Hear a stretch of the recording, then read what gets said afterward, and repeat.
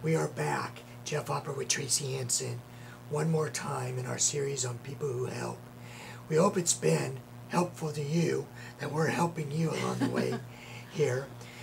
This time what we have to talk about may be a little more difficult, because we're going to talk about making sacrifices for the sake of others. Caddies make sacrifices, especially if they're a long time on the job. Yes. What happens to a caddy over time? They get tired.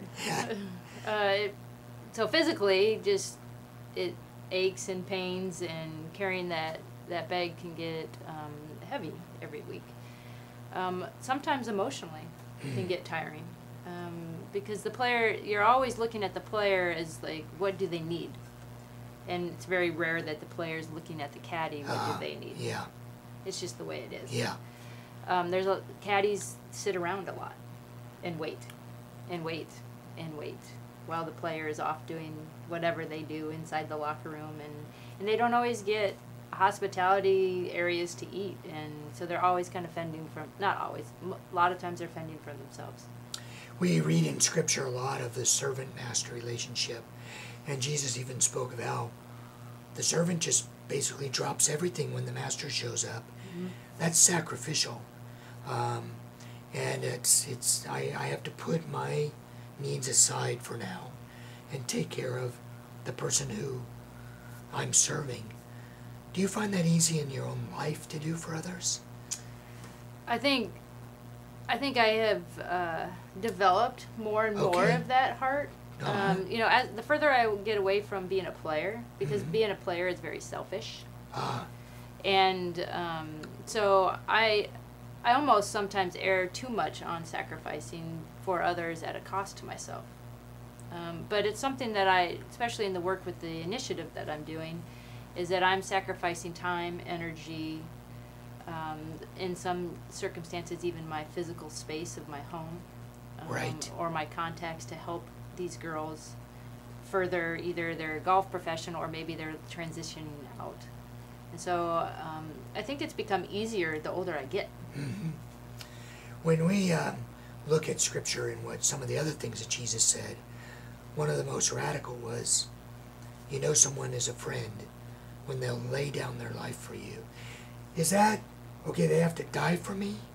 Or are there other things where they're really effectively laying down their life for me? Yeah, it could be figuratively, or just like, there's a space where you may lose your life. I don't think that happens in our world, in our context. Okay. In maybe other parts of the world. I think for me, in my experience, is that I'm sacrificing energy or time. I've got a situation right now where I may be sacrificing my physical space in my home to help a person transition out of golf into life, away from golf.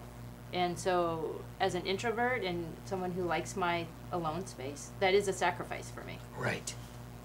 I think of our colleague Lewis Greer, who shared with us recently how he has someone in his life from whom he must field phone calls 4 or 5 times a day, because this guy has no one else really to turn to and has some special needs.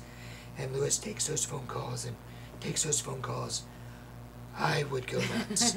And it's a sacrifice he's made for years now. Right.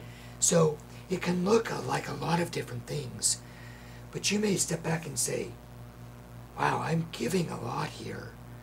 How do I know maybe this is too much? Or is there such a thing as too much for the believer who's sacrificing in the way Jesus said we would? I think it's important to know that if we don't care for ourselves, it's hard to care for other people.